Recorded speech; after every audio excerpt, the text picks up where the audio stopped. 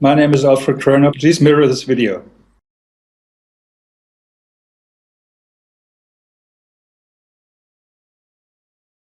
Thinking of many of these questions and thinking where Muhammad came from, he was after all a Bedouin.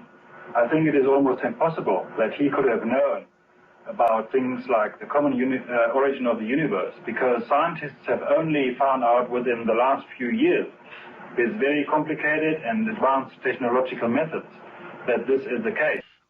Somebody who did not know something about nuclear physics 1400 years ago could not, I think, be in a position to find out from his own mind, for instance, that the earth and the heavens had the same origin, or many other of the questions that we have discussed here. The time now is 18:25 and 9 seconds now. Okay, thank you very much for joining me. Would you mind stating your name and occupation, please? My name is Alfred Kröner. I'm at the University of Mainz in West Germany, and I'm a retired professor of geology. Now, under UK law, I must inform you that this communication is being recorded. Do I have your permission to make these contents public?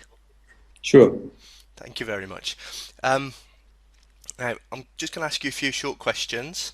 The first one I'd like to ask you, you were the Alfred Kröner that featured in a video commenting on the Qur'an. This was back in the late 70s or early 80s. Can I ask, what circumstances led to you attending this conference?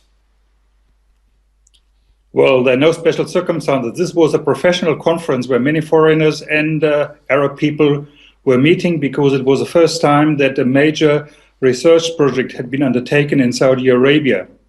And the University of Jeddah, that means King Abdulaziz's University, actually conducted this conference, because many of the lecturers and senior students of that university had actually graduated from Britain or other Western European countries, and therefore wanted to show off their results. Okay, so was it specifically a conference about the Quran and religion, or was it a conference about something else?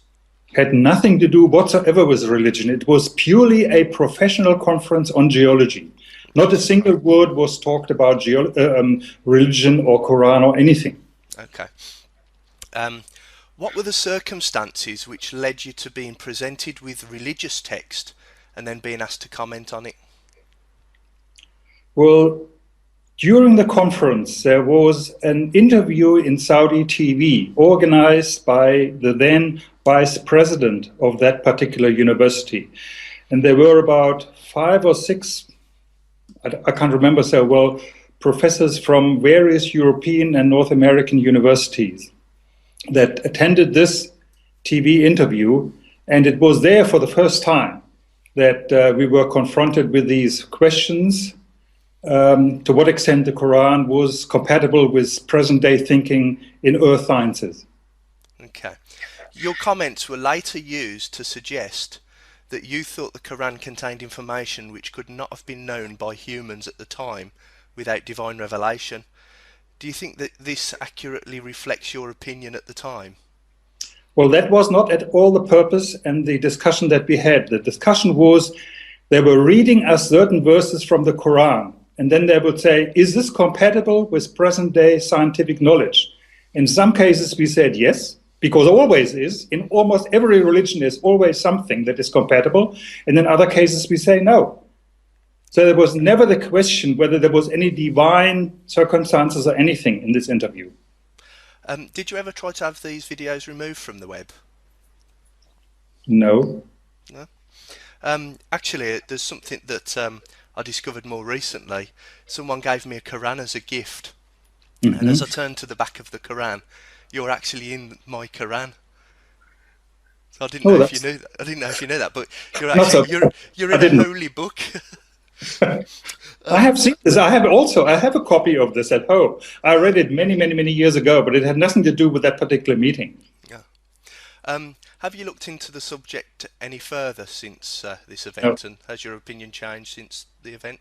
Or well, you see, this conference was, I think, in '79, and nothing happened. And this whole thing with the internet actually only came up about maybe 4 years ago or something. I can't even remember.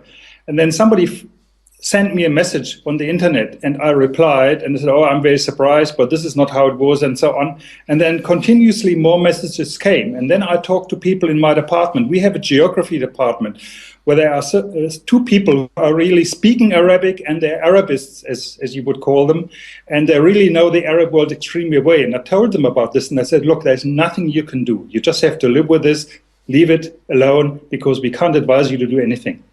It will not help. Finally, may I ask, did you become a Muslim as a result of this event?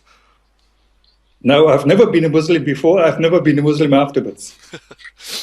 Okay. And finally, to wrap up, could you confirm, are the opinions that you've stated in this video interview your own? This one that we are talking about right now? That we're having right at this moment.